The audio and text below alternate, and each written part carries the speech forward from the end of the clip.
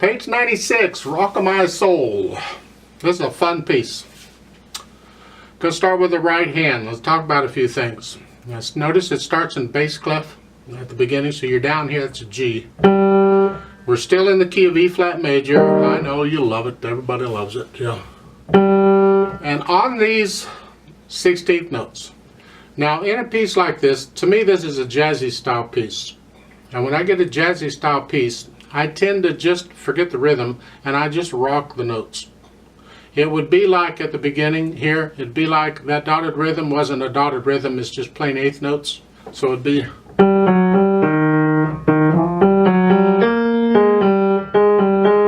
And I would swing the eighth notes because I would feel it.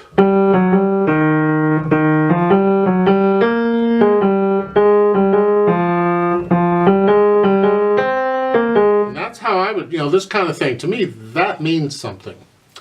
But this arrangement, they didn't do that. I don't know why. I don't think I care for it, but it's their arrangement, so we'll try and do what they've said to do. And that is, at the beginning of this, above the staff, they put in the word rhythmically. I wish they hadn't done that, because if they hadn't done that, I would be swinging all these notes. But when they say rhythmically, to me, that means do it like it's written. And that means those 16th notes are 16th notes. So it's 1E and a 2E and 1E and a 2E and a 3E and a 4E and a... So they're short. So...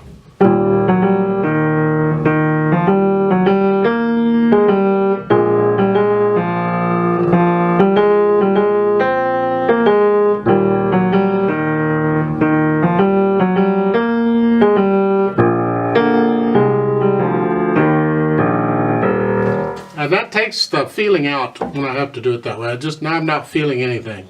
So learn it the way it's written first, and then you can go back and change it, because this is an arrangement. And you can rearrange it. You can improvise. And I would suggest the first thing you do when you improvise is change this rhythm and just feel it as a jazzy rhythm. However, we're going to do it this way. Third line down. Here, the melody is the top note in the right hand. Then second measure, left hand, that E flat is AVA under it, neat by itself, and then we go on, and I'm suggesting in the left hand here, the chord is this, that's what we're playing. It's a broken chord in various rhythms, but I'm using fourth finger on the G, and I recommend that. Use third if you want, but I'm just saying, according to the chord, it's fourth finger.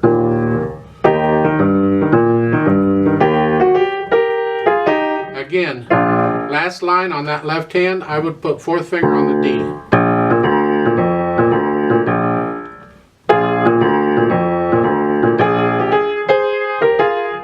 Last measure is fourth finger on the G.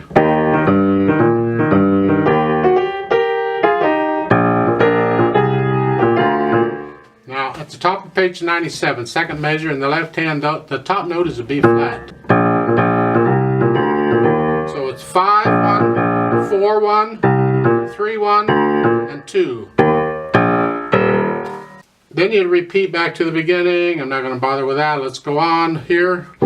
Last few notes of the top first line there in the right hand. That B flat is tied to the next measure, and you're holding it down for 3 beats in that measure. So it's like two voices going on. A duet. The first voice is this, and the other voice is this. Or the other voice, both voices are singing the same notes at the beginning of it, and then the top voice goes up.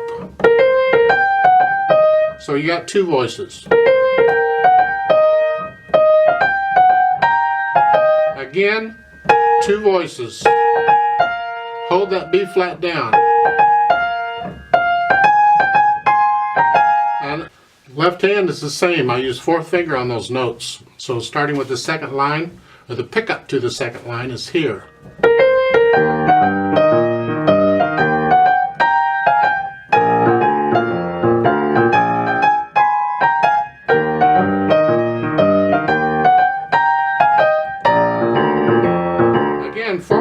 the D. Fourth line, second measure, same as at the top. Now in the right hand, in the second measure there, I do a 1-5, and then a 1-5, and then a 1-4, and then a 1-3, and then a 2-4. The melody. That's what I want.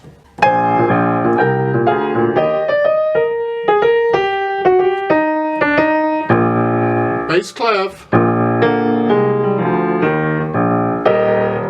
The last note in the left hand, the AVA under it, so it's down here. It's a fun piece. How fast you go is up to you. Learn it the way it's written, as I said, and then I'd go back and I'd swing these notes. This is, they say pianissimo and lightly detached on this, so it's...